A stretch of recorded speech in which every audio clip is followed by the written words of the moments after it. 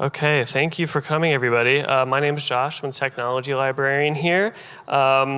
This is the end of our democracy series. This has been an awesome series, most of which you can find on our YouTube page. It includes everything from critical thinking and media literacy to Supreme Court rulings to what's on the ballot to we had Timothy Snyder talking about freedom this last Sunday, which was great. So yeah, again, a lot of these are on the YouTube page, and you just go to the live streams, and they're all there for you. For our last democracy-themed program, I invited Anna Staver to put together an awesome panel to talk about local media and its role in democracy. Anna Staver is the host of All Sides with Anna Staver on WOSU and was previously at the Columbus Dispatch, where she was a legislative reporter. Laura Hancock is an award-winning politics and policy reporter for Cleveland.com and The Plain Dealer, with a focus on state-level issues such as education, health, and LGBTQ rights.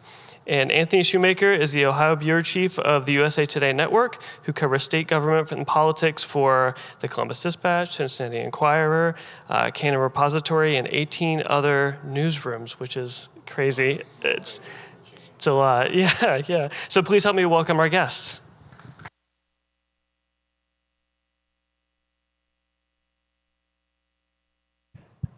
Good evening. Yeah. Anthony's also my former boss, so he has many hats. You were the boss.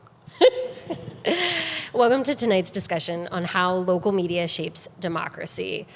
Journalists play a vital role in ensuring communities stay informed, empowered, engaged. Journalists are also facing a rise of misinformation and growing distrust in the media, especially as this election gets closer. Tonight we're going to explore how journalism can meet this moment. And I want to begin with a deceptively simple question, which is, how do you define the role of journalism in a democratic society? And if you want, since I had the question in advance, I can go first. Well, I think that one of the most crucial roles that we play is informing voters about the candidates that are on their ballot. But I think also what I'm seeing as a trend, I don't want to say more importantly, but the issues that are on the ballot. One of the things that we're seeing in our newsroom, as far as like web searches and traffic of what people are looking for, like in this election, people are looking for way more information about State Issue 1 than are looking about the Sherrod Brown Bernie Moreno race, because a lot of times people have made up their mind, they're a Democrat or they're a Republican, they stick with their party. But on these issues, like issue 1 last year that was on the August ballot. And November. Yeah, things that are confusing to the voters, people really turn to news outlets to help inform them about those things because they're not as familiar with them as they are the candidates on the ballot. Yeah, I think we have an opportunity to tell people what is going on, but we also need to we have to do a little bit of interpreting. If, say, City Hall decides to raise taxes and it's going to cost $5,000 a year for the average person, I think we need to write, this is unusual, or this is the first time in memory, or, and a lot of people do get upset with that because you might say, this is the first time somebody's referenced Stalin in a political speech, and they're like, you don't need to do that, you got bias. But I feel like we do have an obligation to provide people some information about if something is unusual, because we sit through so many government meetings and we read so many government documents, we kind of know, especially if you have some experience, kind of like, whoa, this is unusual. Yeah, I kind of see what we do as going out and gathering all the information that people don't have time to gather. So when I have a question about economics or the state budget or the new school funding formula, I go and ask the people who wrote it, and that's a pretty incredible gift to get to ask those people the questions directly. And I kind of see it as then it's our duty to present the best arguments from all of the sides, from all of the people that we've talked to, so that you can make an informed choice without having to do all of that talking in committee hearings and reading of long legislative text. Yeah, democracy is very inefficient. a form of government. We all know this. It takes forever for a bill to become a law. Even though you have a right to a speedy trial, if you're going to compare like how a court works compared to business, it's pretty slow. And so, we can help people save time by just compiling all the information. I think another thing that's important, and sometimes I have to deal with this with my bosses, is staying focused and not being distracted. I think that with politics, it's easy to get distracted. There are certain politicians who are always in the news, who bark loud, and they get all the attention, but do they really pass a lot of legislation? Are they actually doing anything that impacts your daily life, or are they just making noise? And it's important, I think, to keep your eye on what are the puppet masters doing behind the scenes. You're the eyes and ears for the public to let them know what their lawmakers are going to do with their money, with their schools, and the things that really impact their daily lives. That's a perfect segue to my next question, which is that. Yeah. So media is called the fourth estate, or the fourth branch of government. We're supposed to be the watchdogs. So what does that mean to you? Well, I think that one of the reasons, that the freedom of the press is so important is because, the founders knew that politicians can't watch them, aren't going to watch themselves. So you need a free press to keep an eye on government. I think that here in Ohio, we have a really strong State House press corps that does a good job of keeping an eye on the governor's office and state lawmakers and what they're doing. I worry a lot about what's happening in smaller communities that don't have local newspapers anymore. Bigger newspapers don't cover their suburban communities like they used to. And you have, think about it, you have over 600 school districts in the state of Ohio. A lot of those meetings, there's no journalists at those meetings watching. Who knows what these local governments are doing with people's tax dollars? And I do worry about news deserts, and I do think that that's a watchdog role that is at risk of going away if we're not careful. For sure. I really believe it's important to support local news. I think it's a lot of times easier to support the national because you can get mad at this politician or you can rally behind another one.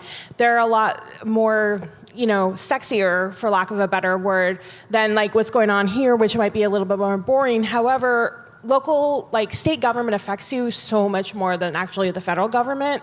And if people don't support local news and the paper shuts down, I guarantee you within 5 years, the mayor's giving contracts to his brother-in-law. That kind of stuff happens. And then people are like, well, where was the news? So it's like your opportunity to support local news is now. And I always see journalism as sort of an insurance policy on democracy. We try our best to kind of catch things for the average person before things get way out of control. I think another thing to keep an eye on too is, you think about someone like President Obama, for example. 4 years before he was president, he was a state senator. The people who are your school board members and your city council members move up to be your state lawmakers, and eventually some move up to be your governor someday or something else. So keeping an eye on those people earlier in their career can keep them, if they're bad apples, from getting higher up where they could do more damage. And I think that's a watchdog role for the media as well. Yeah, Secretary of State Frank LaRose, for example, started out as a state lawmaker. Yeah. So did John Husted. He was Speaker of the House. Yeah, and a lot of people started even the school board level and worked their way up into state government. The former House Speaker, his name is Larry Householder, who's in prison for a corruption conviction having to do with First Energy Power Company. He ran a poll, his political organization ran a poll testing Ohio voters about whether they would vote for him for president. So yeah, it's very important to cover all these things. So what role do you think fact-checking plays in all of this? Fact-checking has become a dirty word. Certain people don't like it. I've been involved in producing like debates for like the governor's race or my local mayor race or whatever. And whenever you start talking about, we're going to fact check the candidates, they don't like that. Sometimes they want the candidates to fact check each other. And that's, questionable too, because, when you're talking in like these 1 minute, 2 minute sound bites, it's, they get their sound bite in. If they're not fact checked, you're basically letting someone lie on television. I think fact checking is becoming more and more important because the truth is getting buried. And it's important for us, and maybe if the fact checking isn't done live during a debate or something like that, it's done afterwards or somehow it's part of the coverage. But I just don't think, we're not, the media doesn't just reprint what political leaders and politicians are saying. That's not the job to just, cut and paste and put it in a story. I think that we have an obligation to check those facts for the public. Yeah, I think it's important. Like, for instance, a lot of the local media here did a good job checking about whether the Haitian immigrants in Springfield, Ohio, whether there had actually been reports of them catching dogs and cats around town and eating them. And there were no reports. So I think like that kind of stuff, when it's really fantastical, I think it's important to kind of try to shut down conspiracy theorist people. Because we don't want that becoming a huge part of our discourse, because then we're not working in facts. But I would say 95% of fact checks are great. I can give you an example of one that I thought was not so great. The Washington Post decided to do they have a fact checker, and he decided to check into whether it was true that a 10-year-old girl from Ohio had gone to Indianapolis to get an abortion. And he determined it was not true. And then like a couple weeks later, the Columbus Dispatch, one of the reporters was going through court records, and she found it. She found the crime. And so sometimes the fact checking happens too fast. If the Washington Post would have just held off on their story for a couple weeks, I think the truth would have come out. But with medical records, there's HIPAA and there's a lot of privacy. So we couldn't just find out the name of the girl. We had to kind of wait for somebody to be charged. I think the other thing that you point out there is that's a perfect example of kind of like the coastal media coming into the Midwest and kind of acting like they know the truth sometimes. We saw a lot of that with the Springfield case where, media outlets from New York and Washington come into Ohio, and this story has gotten national attention. But the reporters on the ground, the reporters we had on the ground who were talking to the mayor's office, talking to local officials and talking to the residents, were able to kind of change the narrative on that story a little bit. Yeah, even going so far. There was one police report filed by a woman whose cat went missing. She accused her neighbors. The cat was in the basement, apparently. The cat had hid, as cats sometimes do. And then she apparently had apologized to her neighbors using like a Google Translate app. So it was interesting to say, okay, there was this report. Let's actually go talk to her, see what the truth was. Turns out the cat's name was Miss Sassy, which is always going to stick with me. You always get the pet's name in journalism. Always get the name of the pet. And so Miss Sassy is fine, and she's back home. And I just like that. Like that's what we do. Is we go down, we get the report, we go talk to the person who filed it. Come to find out, Miss Sassy is okay. And I've explained to people in the past that, you see these things, we call them news briefs. A lot of people call them blurbs, like a paragraph. Often those are the stories I spend 2 hours on. You wouldn't believe it because it's just a couple sentences, but it takes forever to verify things. You have to find the documents. You have to understand what certain government words mean. You have to check things.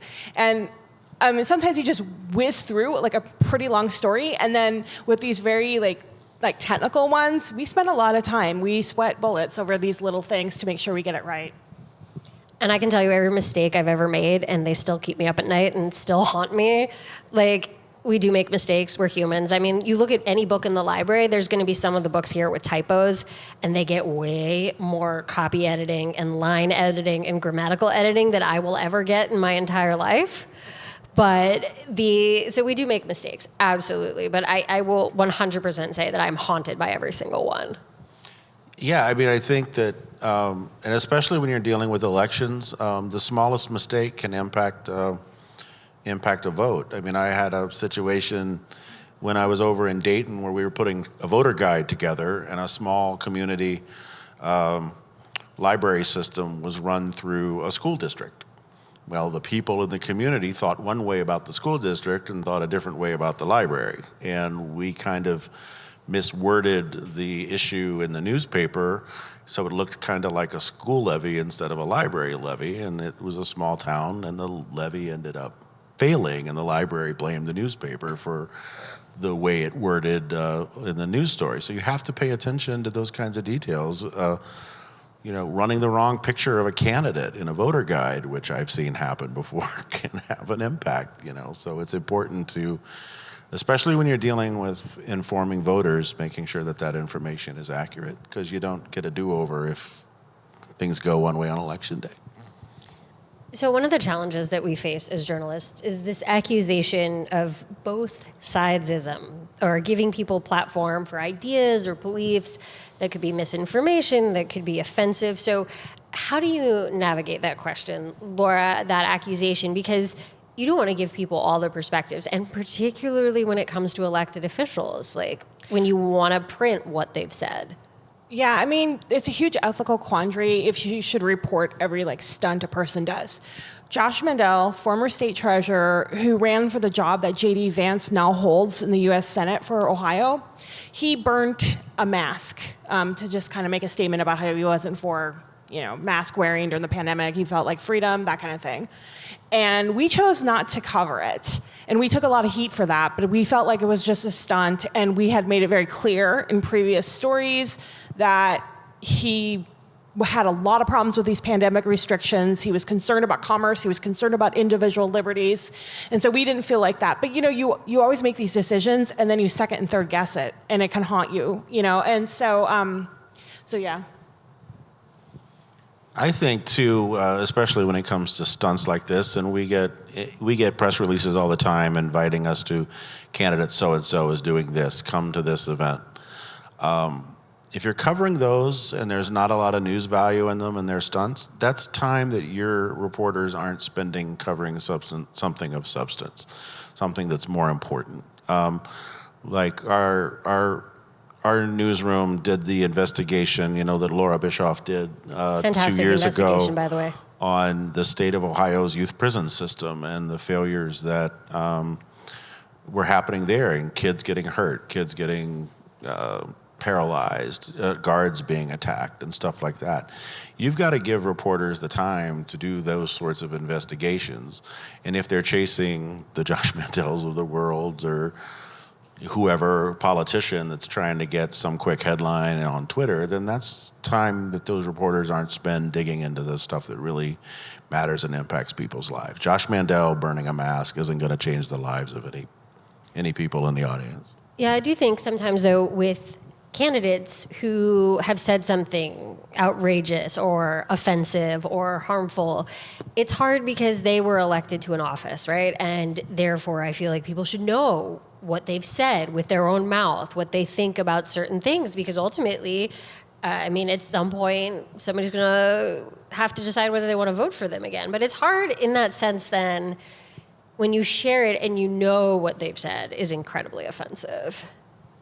There was a Republican state representative who we finally, in Ohio, we were the last state in the country to close the loophole on spousal rape. So up until a year ago, I think it was, there was not a crime for raping your spouse in the state of Ohio.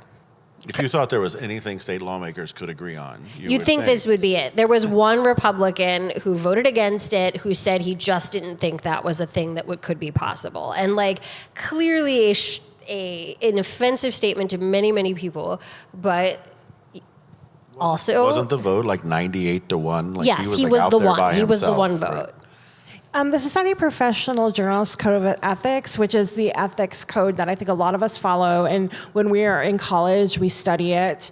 It says, and I can't remember the exact words, but I'll just try to describe it. It basically says that if somebody is, say, a governor or the mayor, or if somebody has handlers, has people helping them massage the message, helping them write speeches, helping them rehearse talking points, you have to be harder on them than you are on a woman who fell asleep with a cigarette in her hand and burnt her house down. Even though that did, cost resources for the fire department to fight that, you don't come down on that person like you would a politician, because they have people who professionally, and I mean, at the State House, I mean, there are lots of them, and they make quite a bit of money.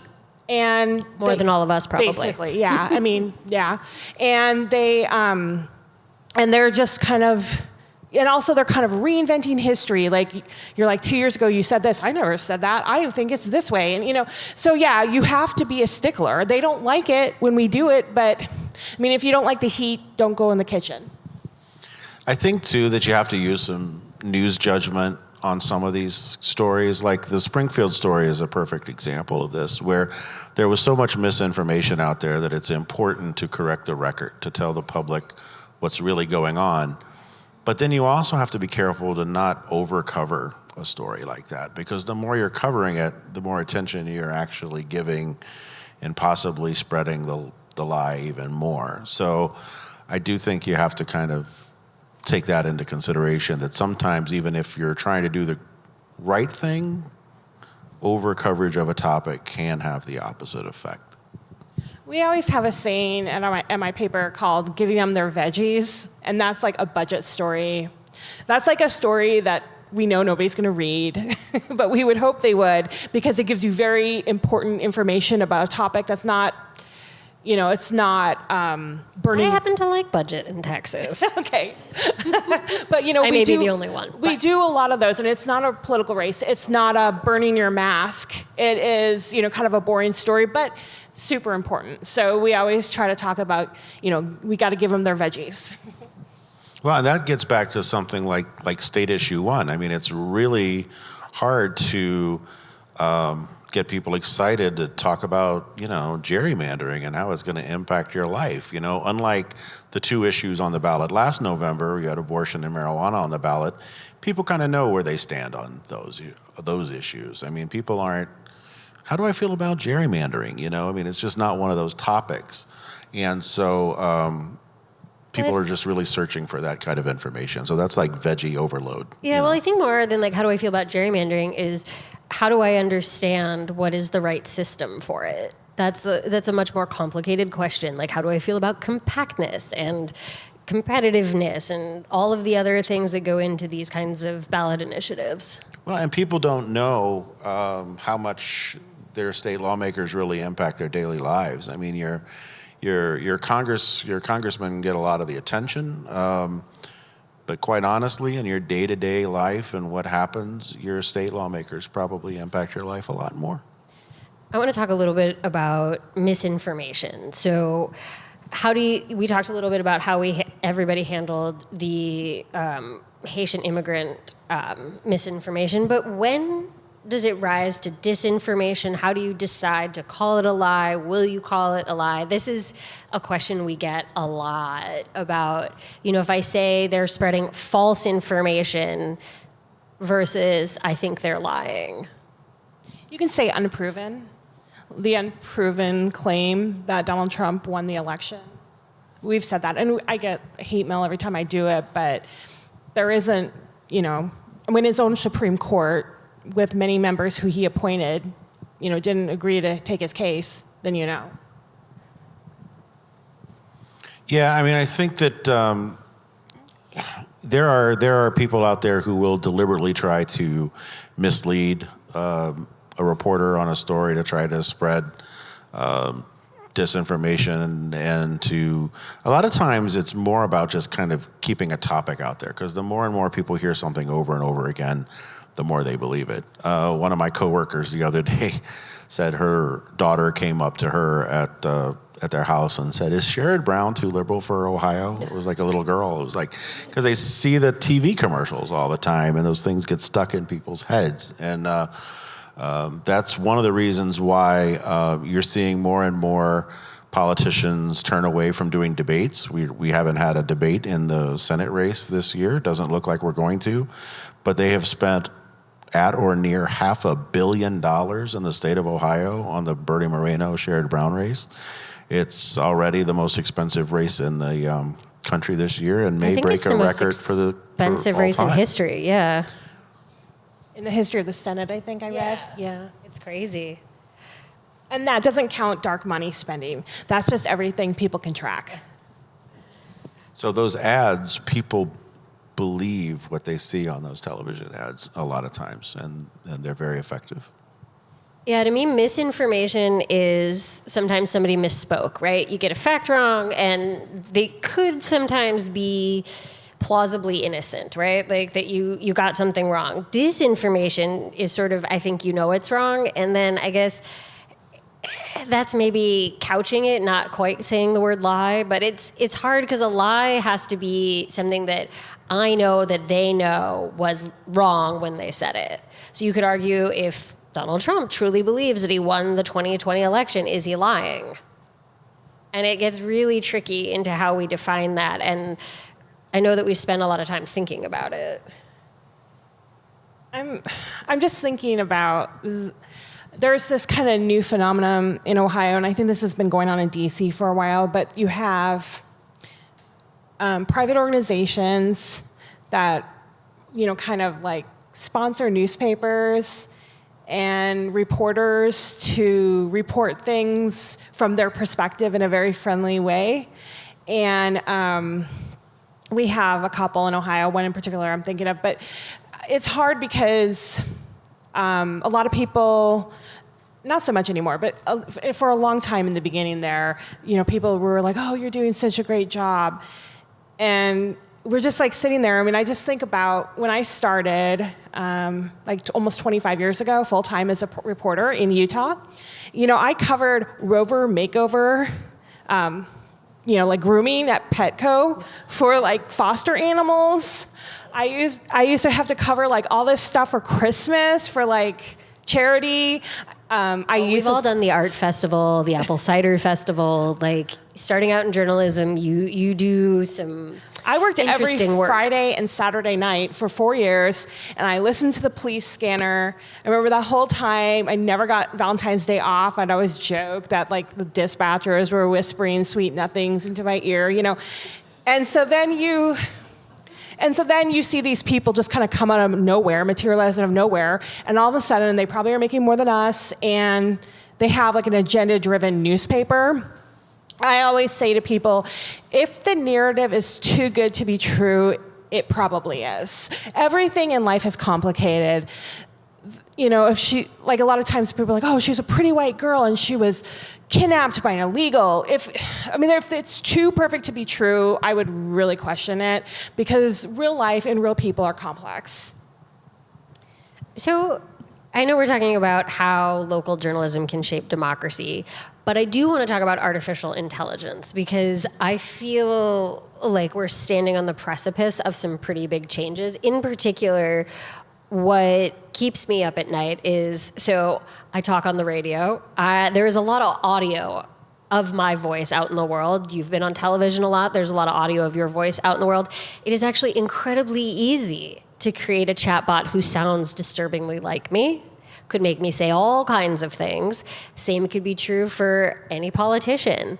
How have you guys started to think about it? How are you going to verify that like, say, leaked audio, if it's not video, or perhaps eventually, if it is video, is real? Because I really worry about this. I think these are hard questions that I don't have the answer to. I mean, so far, if it looks like, I saw this video after Donald Trump served French fries to people at McDonald's. I saw a video of Donald Trump supposedly causing a grease fire in the deep fryer and then like burning the McDonald's down. I obviously knew that was fake. So at this point, if it's like hyperbole, it's way easier. But no, it's going to get hard because it's going to be really close.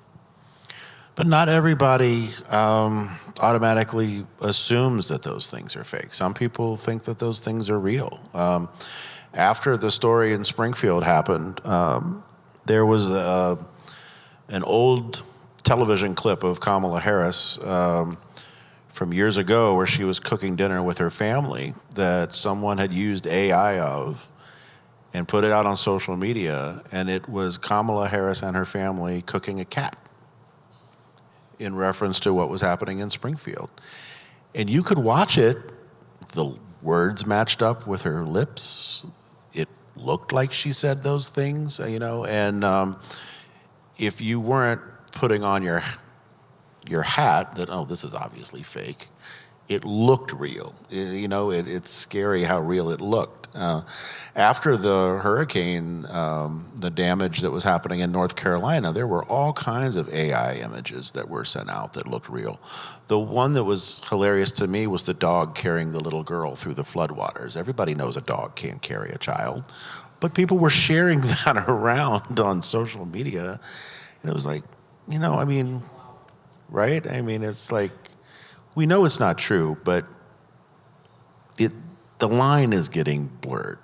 They're getting better, essentially. They're getting better. They're looking more realistic. I know, was it last year, believe it was a city election in New York City, and I want to be careful. I don't want to spread misinformation, but there was a politician who got caught doing robocalls in other languages. So like, I'm so-and-so, and I want you to vote for me in many languages. He does not speak those languages. They used AI to generate those calls. Now, he was approving it, right? Because it was like his voice, but it was his voice in like 9 different languages, and he spoke none of them, and that is now, I guess that's maybe a benign use of AI, but at the same time, ethically, I don't know how I feel about a guy cutting language ads in languages he doesn't speak. Because the voters are thinking, oh, yeah, he's one of us. He speaks our language. He'll be able to like take my complaints when I have an issue. And no, that's not true at all. Yeah. So the approval of the media, when they ask the media, and I usually want to categorize that as like cable, national cable media, and like the rest of us, but I don't get that luxury. But we have an approval rating somewhere around Congress, which is to say not great. So how do we engage audiences that have become disillusioned with traditional news outlets?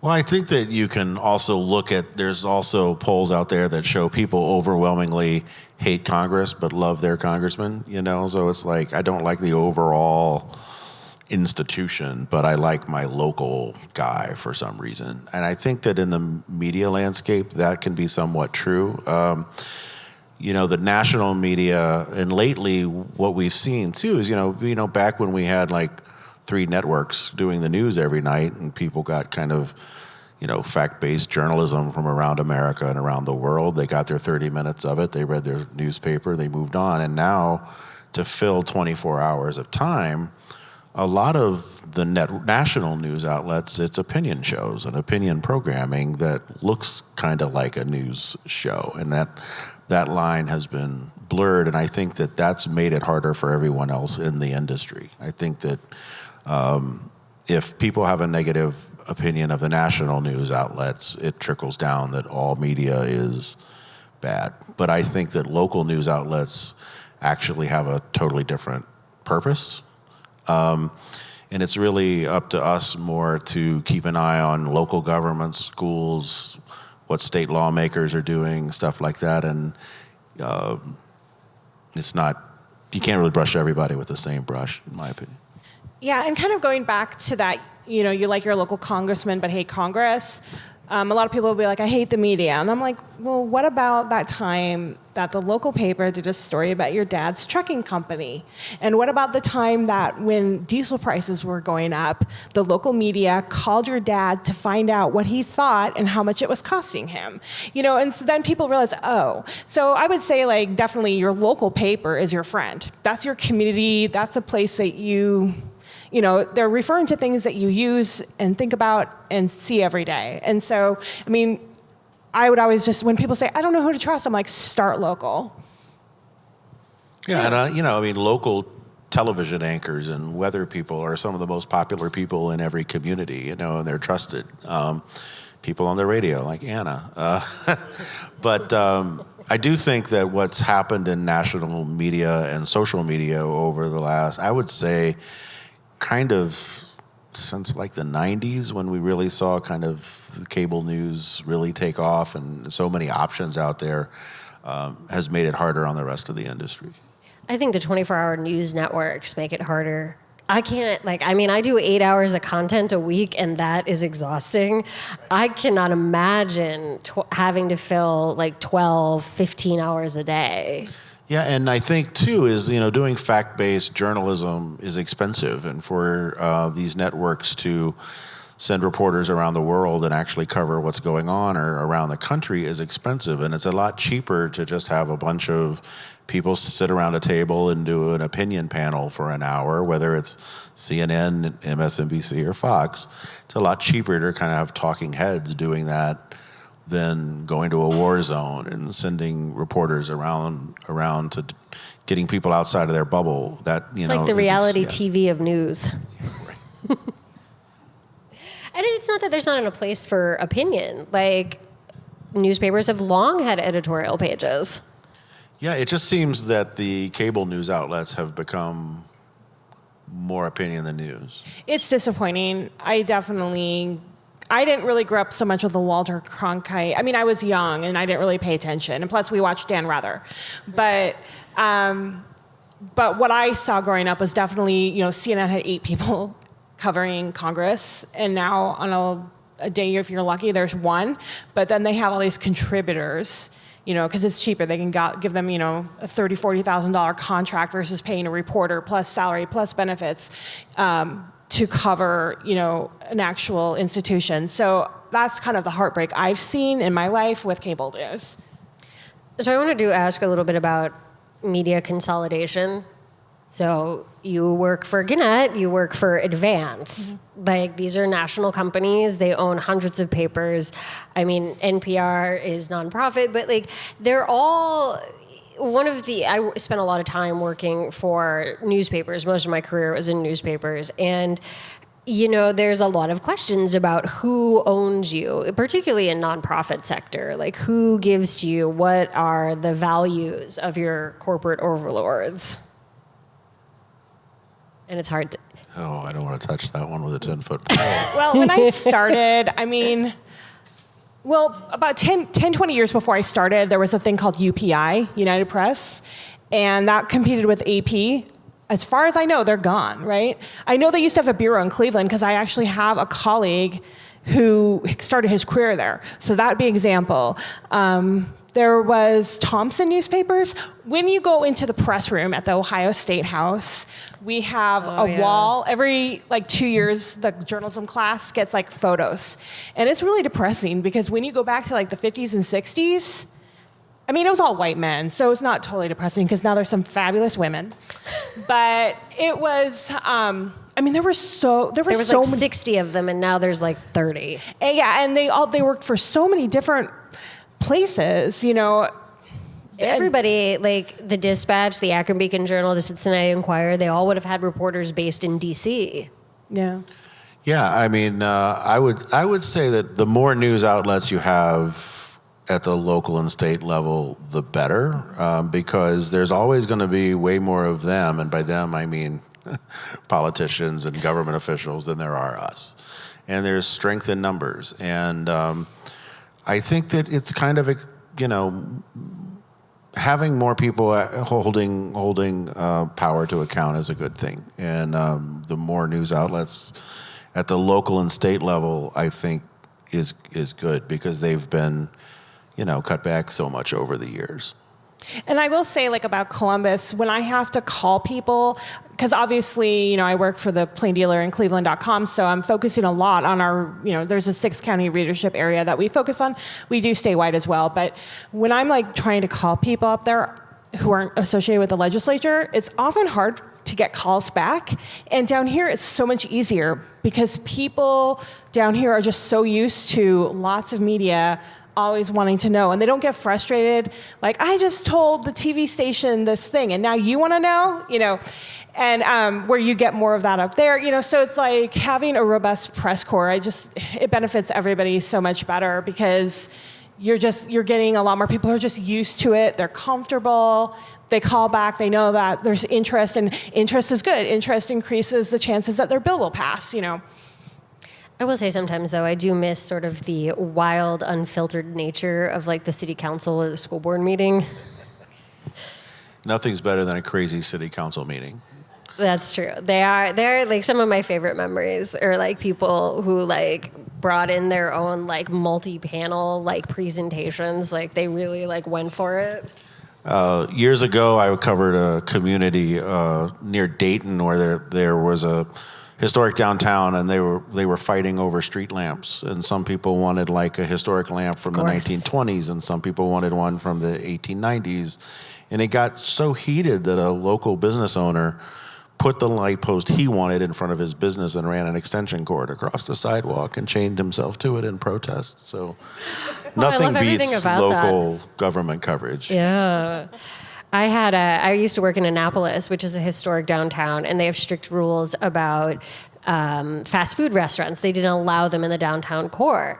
So Chipotle wanted to open because the Naval Academy is right there. So the midshipmen, Chipotle, they saw built-in market, right?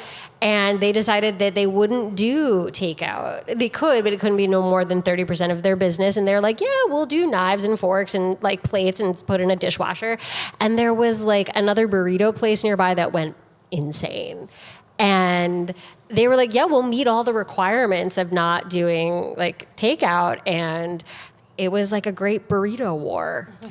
But talking about local government, I think there's also a perfect example. And, you know, most of us in because of the national news outlets saw Springfield and the story there through the eyes of what the national media was reporting. If you actually watched the city council meetings in Springfield that were around that issue, yeah, it was a much different vibe. I mean, you had a lot of residents coming out, and some were talking about challenges that they were having with immigration simply because of the quantity, because, you know, the size of the city and bringing in that many people is going to have challenges. But the majority of the people who went up at the city commission meeting who spoke were speaking positively of the impact, because the city had seen such a loss in population over the years, and there were business owners talking about positives that they saw. But a lot of that from the city council meeting didn't get covered by the national news outlets. So we have about a little under 20 minutes left. I've got more questions, but I did want to see if anybody had a question. So, go ahead. And can you talk into the mic so that people at home can hear you? I know you said you didn't want to touch this topic with a 10-foot pole, but does or however far away you are. There we go. Does working for a for-profit corporation get in the way of your journalistic integrity and how you want to cover things? As in, how do you balance good journalism with pressure for clicks that is so prevalent in today's journalism world? Good luck. I think that you find a balance. I mean, you have to have an audience to stay in business, but you don't have to be stupid about it, if that makes sense. Like, you know, the whole goal can't be to just, you know, get clicks to a website. And you see that sometimes with some outlets. But if you want to, like, I think about the project we did on youth prisons. If you want to do that kind of journalism that makes a difference, you sometimes have to do kind of the daily quick hit journalism that gets traffic and gets subscribers and gets eyeballs to the website, so that you could then do the stories like that. I kind of think of it kind of like a movie studio, that, you know, like if you want to make the Oscar winning movie that you really want to make, you got to make Spider-Man 15 to pay for it. It's kind of the same thing in a way. So I think you kind of want to kind of have an overall suite of stories. You know, you do sports, you do lifestyle, you do entertainment, you do all of that. And hopefully that you make enough money so that you can make the community a better place. I also think if something's important, it can also be interesting. So I would say when I used to work for Anthony, I think like half of my pitches was, this is pretty wonky, but I promise it's going to be good. And finding a way to make it connect and build that engagement. Like I spent a lot of time thinking about engagement time. So this may be a little creepy, but we can see how long you spend on an article. We can see how far down the page you read. We can see when you click out. Like, there is a lot of tracking of how much time you spend with a specific piece. So if you write 2,000 words and the average reader time is a minute, that means people just aren't reading it. So we get that kind of feedback. So, maybe linger a little longer on the stuff you like. But, a perfect example of this is the eclipse that happened back in April. People in Ohio could not get enough information about that event.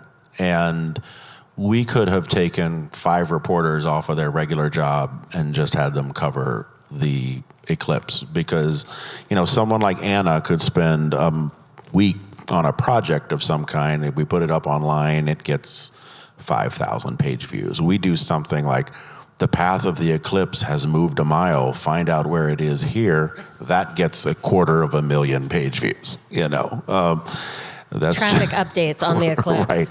I mean, there were days when I think the top 30 most read stories on the website were tied to the eclipse because that's what the public was looking for.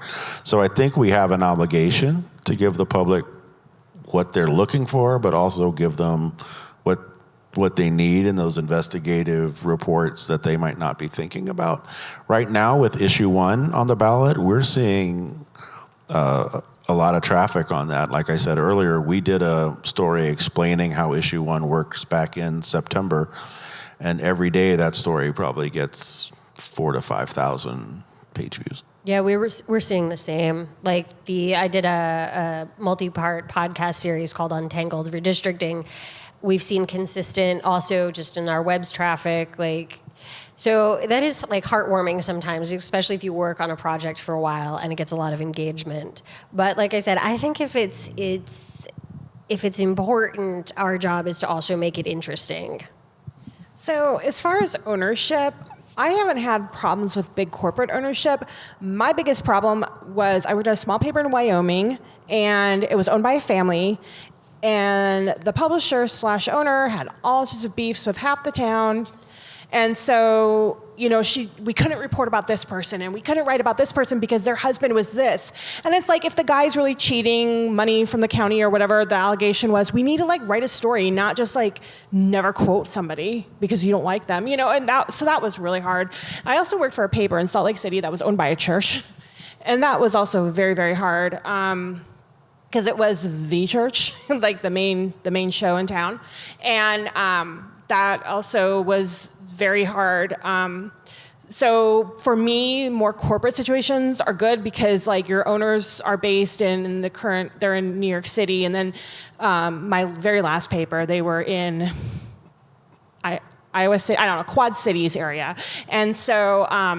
And that was really nice because they didn't really care who became governor, who became mayor. They had their own thing to worry about. And so to me, actually, I've never worked anywhere owned by private equity, so I can say I haven't experienced that. That might suck. I mean, I imagine it sucks, but just having a big corporate owner, to me, that's not bad. That's actually good because they're remote and they don't care so much about this local stuff. They're not interfering with your day-to-day stories. I will say one thing that I have experienced, not where I work currently, but a place that I worked before, the elected official that doesn't like coverage, and so they constantly call the top bosses of the company or the editor of the newspaper or the publisher of the newspaper. And I think that one of the things reporters have to do sometimes, and editors, is not let that person off the hook, because sometimes there can be a desire that this elected official, this congressman or mayor or whoever, is always complaining every time I write about them, so I'm going to stop writing about them. And that's a disservice to the public. But I've seen situations where that can happen before, where a politician, elected official, is constantly tattling about you and your writing to your bosses. That can put it in your mind, is this worth it? And then I think that that's a danger sometimes. Yeah, I've worked for all three. I worked for the Denver Post for a number of years. They are owned by Alden Global Capital, which is a venture capital firm. Yeah, that was it. I will say the way they interfere, I think, like I worked for Gannett, and I think the way that they interfere is not in the editorial content. Like, I've never had someone from corporate come down and say, you can't do this, or you can't do that, or you need to slant this way, or do that. Like, they've never monkeyed that way. They monkey in layoffs. They monkey in not giving raises. They eliminate, like, matching for 401ks. Like, you can go 4, 5, 8 years without even a COLA. Like, that's pretty common in journalism. So we're definitely not in it for the money. So the way they monkey is with the money. And, Gannett years ago, not while we were working together, did this newsroom of the future that conveniently had fewer chairs than the newsroom of the past. And they made us all apply for our jobs, but anybody in the newsroom could apply for your job. And then they flew in editors from other papers to make a decision on who would get the jobs. And if you were left without a chair or a job, then you were being canned, essentially. It was sort of the Hunger Games meets musical chairs. It was super fun, let me tell you. So that's how they monkey. They thought, won't it be efficient to have people not from your newsroom come and decide who gets what job? We have a question online. Somebody asked, are there any local news stories that you feel are underreported that we should know about?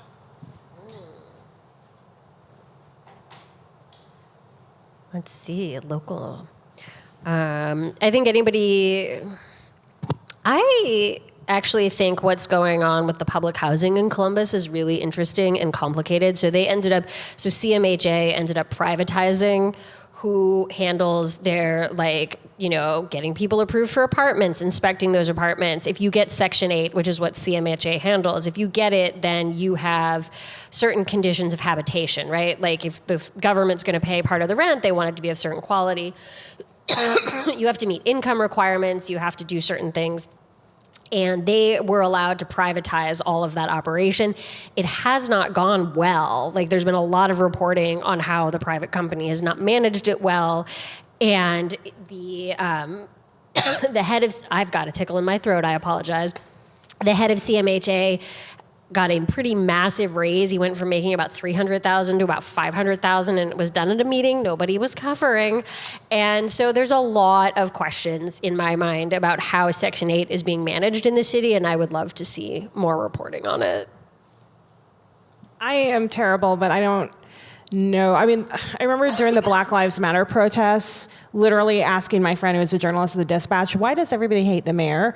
Like, I'm so focused on the state. And I know tons more of what's going on in Cleveland city politics, because that's what I read, that's what I'm aware of, that's what people talk about.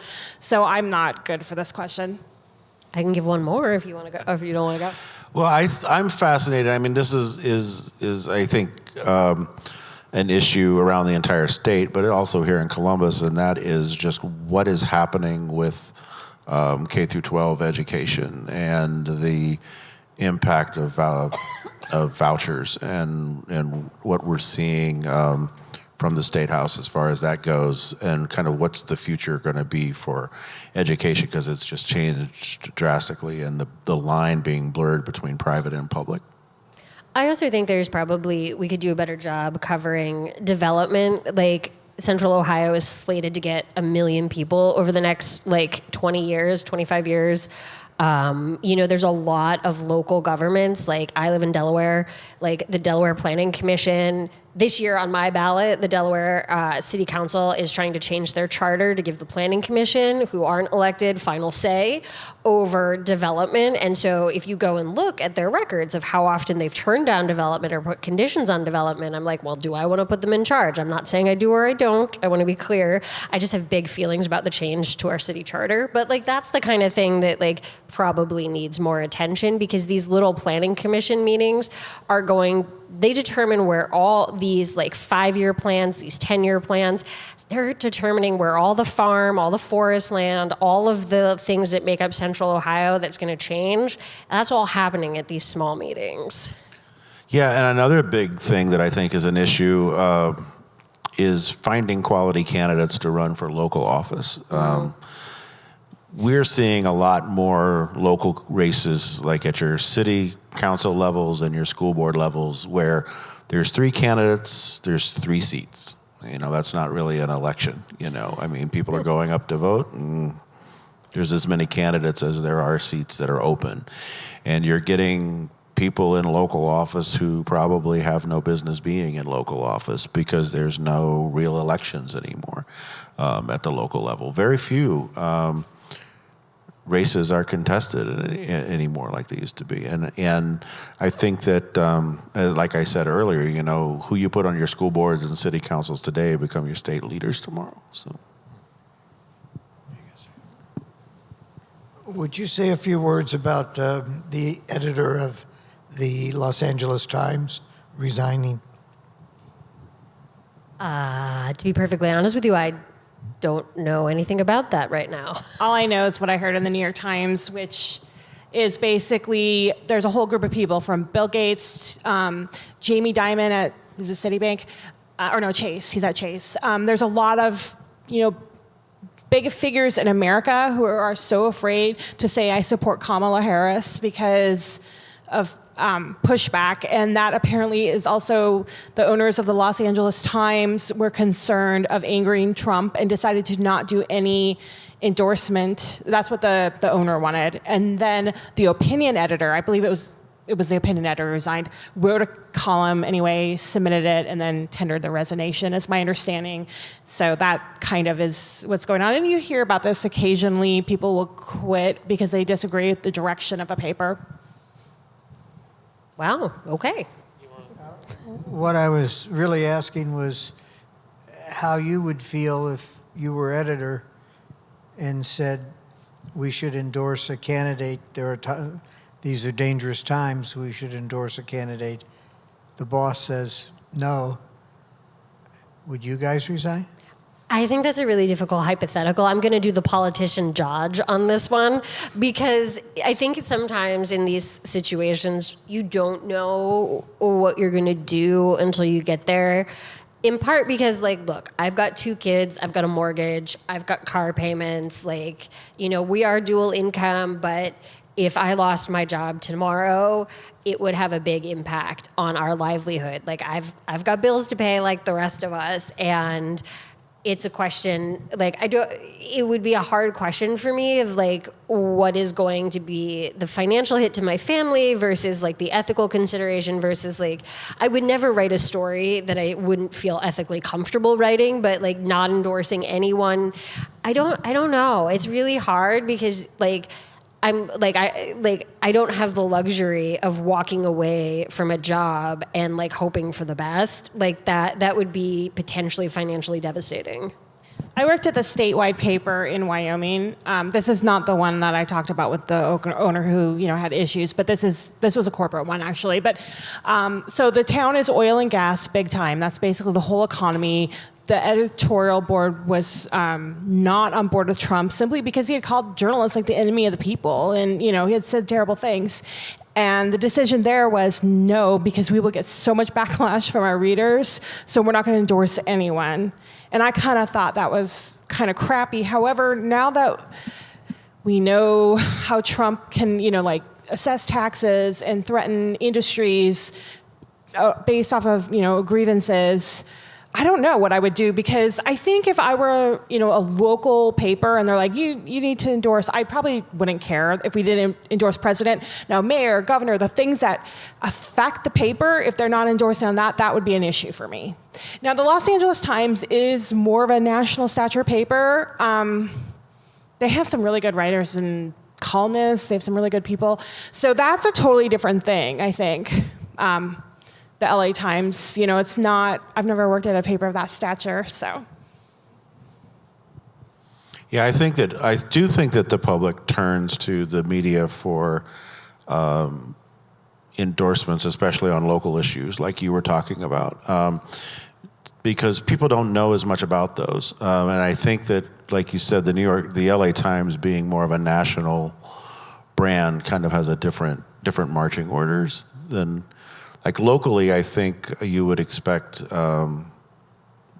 local newspapers to endorse on local issues and a national newspaper probably to endorse. Because on a usually there's national issue. endorsement meetings. They come in, they sit down, they talk. Now, I don't know if the LA Times had those conversations with the candidates, but like, that's then usually a prerequisite of the endorsement. Would Trump have shown up? I don't know. I mean, like when the Plain Dealer did their, Sherrod Brown showed up for his interview with the editorial board, and Bernie Moreno chose not to. So, Well, I do think we're seeing a national trend of candidates doing fewer, not only debates on television, but also fewer endorsement interviews with media outlets because they don't feel like they have to do those anymore because they can go to the public directly through their social media and through other outlets. So if you're, we see this here in Ohio. I mean, if you're a candidate and you're polling 20 points ahead of your opponent, you're not why put yourself out there and do a debate, or do an editorial endorsement interview if it could only hurt you. But like years ago, I think back to I'm dating myself here, but I think it was 1994, Governor Voinovich ran for re-election and won 70% of the vote, but he still debated his opponent because he thought it was a public service to do it. And it seems like those days are kind of gone. Yeah. Candidates aren't willing to take the risk anymore to do those kinds of endorsement interviews and debates. Yeah. DeWine didn't debate Nan Whaley, and he I'm sure he had internal polling saying he had it in the bag, and so he probably saw it from a perspective of, I only have something to lose with this, exposing my vulnerabilities. Yeah, but I do think that, we're seeing a shift in time. I mean, Ronald Reagan won 49 states in 1984 and still did the debates with Walter Mondale. He could have very easily said, why would I do these debates? They're a waste of my time. And the first one didn't go well for him. I did not watch these, but I have since gone back. I was a small child. Candidates just seem more, protected's not the word I want to use. Advisors they're weighing the pros and cons to winning and not necessarily doing. I'm not going to do a debate, even though I should, for the public, to inform the public because it might hurt my chances. Yeah, Brown and Moreno aren't. I mean, they're basically a toss-up at this point. So you would think there might be incentive. There's no debate scheduled for them at all. No, I don't think so. And we had two, I believe, the last time around with J.D. Vance and Tim Ryan. There's a kind of, people talk about with gerrymandering and, that politicians, they draw the map so politicians can choose their audience. And I think almost to an extent that extends to campaigning where politicians are choosing their audience. They figure they're not going to waste their time in a debate. It's just going to potentially expose them to future attacks.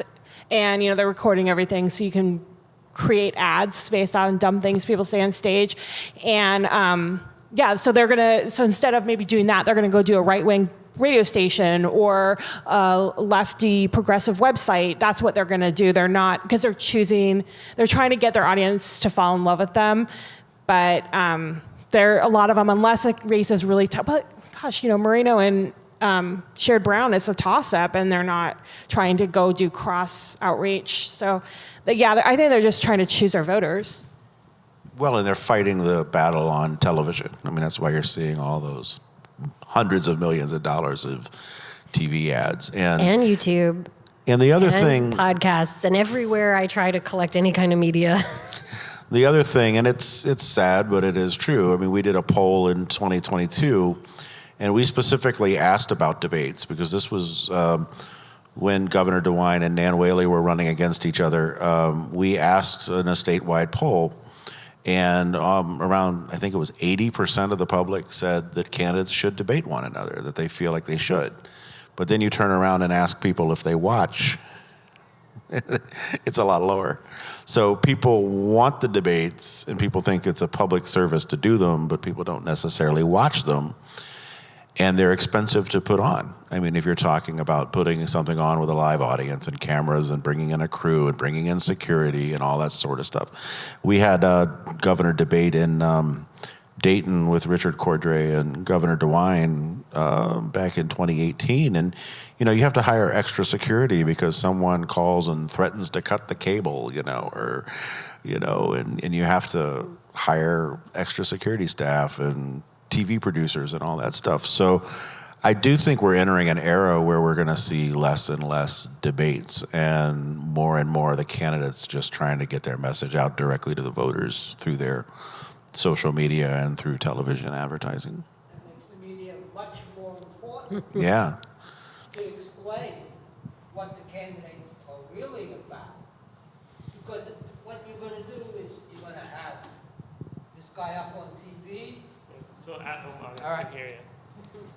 You're going to have this guy on TV, a candidate, and you don't know anything about him but what you're seeing on the screen. For all you know, it's AI induced. They're covered there. There's nobody there. You don't even know that. So When it you- could be a deep fake. Yeah, in polling, when you ask people, where do you get information about your local candidates, the number one answer people say is local TV. And you think about it, you're like, well, what are they talking about? Because your local newscast doesn't cover a lot of politics. They're talking about the advertisements. That's where people get the bulk of what they know about the candidates is mostly coming from the television ads. And, like Bernie Moreno and Sherrod Brown, we published where they stand on the issues, where they are on immigration, where they are on abortion, where they are on all these. And it's important to do that kind of work, but it never can match the audience that they get with all of these ads that are out there on time. I mean, they've bought up every available minute on every streaming service, every television station. I mean, every time you turn on the TV, it's the same ad over and over and over again. And Ohio's not a swing state in the presidential election, so that's just giving more space for the Senate race. So we're just seeing tons and tons of ads on that. Plus, because the U.S. Senate is so close, this one race can make a huge difference in which party has control. Yeah, and then when they do their ads, they just choose what they're going to talk to you about. Where it's better at a debate where you can hold them to the fire. You can ask the Democrats, your week on the economy is the perception of most people. What are you going to do about it? Or, immigration doesn't, if you throw people out, nobody's going to do the work on farms and prices are going to get really expensive. What are you going to do about that? It's like you can the media is almost like fact checking as they're going through, like, well, that sounds like BS. In the ads, you hear like Bernie Moreno says, I'm an immigrant. I came here as a child. His family has very high wealth from Colombia. And I mean, his family has, like, the house he grew up in is now the German embassy in Caracas. And I mean, he wasn't like hard scrabble, Horatio Algiers, this is a different story, but they can tell the story, I'm just a normal person. Sherrod Brown, he's like very kind of like, comes off as like, dignity of work and a man of the people. He went to Harvard and he's the son of a doctor. I mean, so they can, by not having to go through media, they can kind of massage their message to whatever they want. And, maybe people don't know everything. Well, it is 8:08, so you guys, we are out of time. I want to say thank you to everybody who came out and everybody listening. Yeah, everybody listening online. And thank you to the Bexley Library for hosting us and inviting us out. So Anthony Shoemaker, Bureau Chief for the USA Today Network Ohio Bureau, thank you. Thank you, guys. This was And fun. Laura Hancock, politics reporter for Cleveland.com and The Plain Dealer. Thanks. Thank you. And thank you, Anna. Thanks. Have a good night, everyone. Thank you so much.